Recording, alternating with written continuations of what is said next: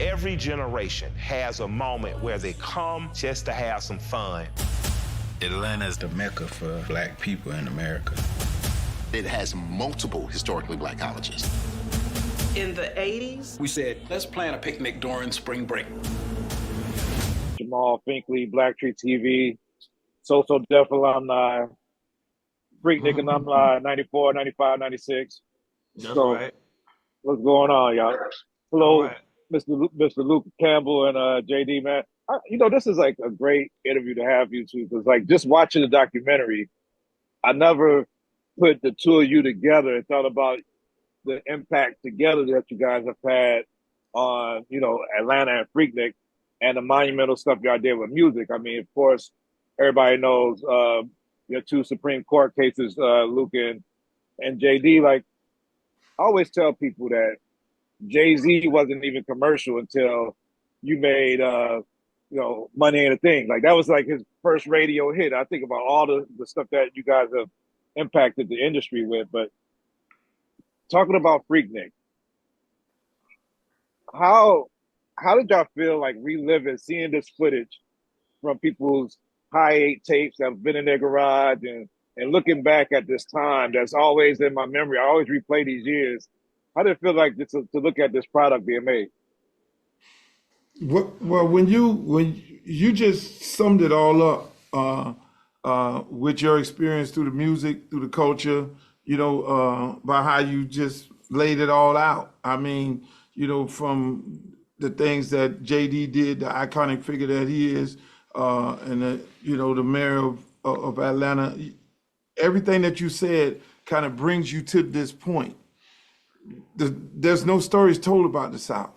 You just heard about this. And so until this story is being told of FreakNik, now you're going to get a piece of rich history, and you're going to tie in a lot of loose ends, not just because somebody mama might be on there shaking her butt, or somebody daddy might be on there dancing or whatever. It's not really, that's a part of it, but the rich history of it all is what you're going to be able to see in this piece right here, which is really important, because you'll see how hip hop in the South just went crazy, just blew up through FreakNik, and after FreakNik, you'll see the ups and downs and trials and tribulation of it. But at the end of the day, you'll see that the black mecca of entertainment, which is Atlanta, something that JD spearheaded, how it came to be through this doc, because the same thing you said, nobody knows those stories. Nobody knows none of those stories, but they're going to start getting a ton of them right now, and this is going to be the first one. JD, like, I got a little of a different recollection, because I kind of remember there being like that HBCU, AUC picnic at Exchange, Glenwood Hills, before it went down to Piedmont Park. I think they had one right before that, like early. But in this FreakNik story, like how many people have y'all scared just thinking that they're gonna be caught on this footage? Because I've had people like, yo, when I screened it, it's like, yo, am I on it? Am I on it? Like, did they catch me? My cousin LaFay is on it. Like, how many people are shaking in their boots waiting for FreakNik, the greatest party never told, to come out and thinking that they're gonna get exposed for doing something that they shouldn't be on camera doing? I mean, I would say a lot of people, it was something I made a video, then they made a response on TikTok, then Luke made a video, the response, did they response? And I think that's when it went really crazy, and people, women, girls were saying, basically just telling, like, listen, I'm sorry y'all gonna see me, just snitching on themselves for no reason. But I mean, I also feel like we in a cultural time where people think that everybody's about clickbait. And if you know my career and the way I put out music and the way I love Atlanta and represent my city and the way I love hip hop, we're not making a clickbait documentary. You know what I mean? We're not making a documentary that's just getting ready to show women being handled in the wrong way. We're not showing a documentary that's vulgar in any kind of ways other than just like people having fun. You know, I was just watching on my Instagram, TMZ, they posted a video of kids that couldn't get to Miami, so they went to Fort Lauderdale Beach, and they out there fighting on the beach, right? And this is what TMZ is showing. And I'm saying literally, I just watched this, and I start thinking about how these kids are fighting because they don't have no music, they don't have nobody showing them. We gotta have fun, right? Wherever Luke was, regardless of whatever y'all thought was happening at the party, the overall consensus was you was having fun. Whether you was from Detroit, you was from New York, wherever you was from, where you was from the West Coast, if you was from the West Coast, you never saw this before. So the last thing you wanted to do at a Luke Skywalker party was fight. You wanted to have fun. You wanted to see these girls that was in their videos. You wanted to see all of this activity. So you was going to these parties almost as a you know, like a theme park. Like I want to see this. I gotta go see this. I gotta see what's happening. And today, when people keep asking us if we could bring FreakNik back, I feel like that's one of the things that's missing. You know, one of the things that's missing is the music being a driver, right? The music being a driver, because like I said, these records were so upbeat and they was moving, and you couldn't do nothing but dance. Now you go to the club, people don't even dance. Like people just standing around looking at each other.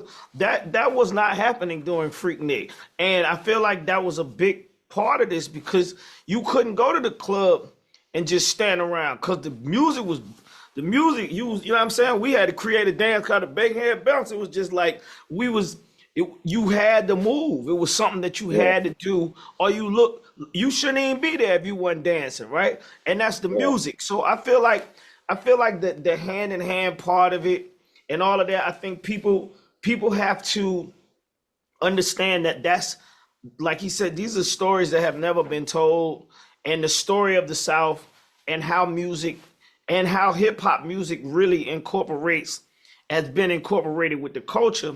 That story has never been told, ever. We don't have a Breakin' from Atlanta. We don't have a Beat Street. We don't have a Wild Style. We don't have Crush Groove.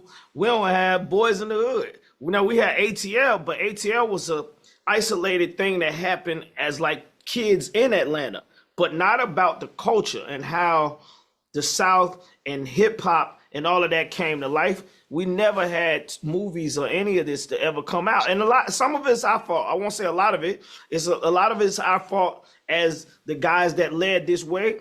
I think from my perspective, I was told that I wasn't going to be here. So my focus was more or less put out as much music as possible. And some kind of way I thought that people were going to pick up on it. But even when I just hear you start the interview saying that Jay-Z had his start from Money and a Thing, nobody ever will say that, because it was no story told. You didn't see the story of Jermaine Dupri creating to get to Money and a Thing. You never saw the story. All you heard is JD dad was in the music business. That is like, you know what I mean? That ain't even my story. It's part of it, but it's just to show you how loosely people just talk about things. And I wanted to be a part of this so that myself and Luke's history can be told the right way, and people start putting the dots, connecting the dots. Yeah.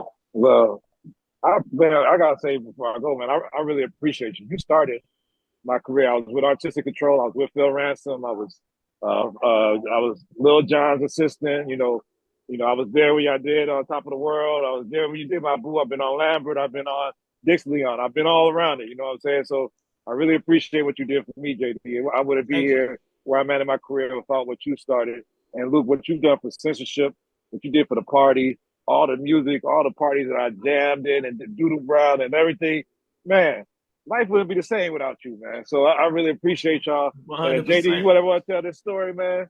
We can get together, man. Me, you, I can do this with you, man. So we'll connect. Thank you.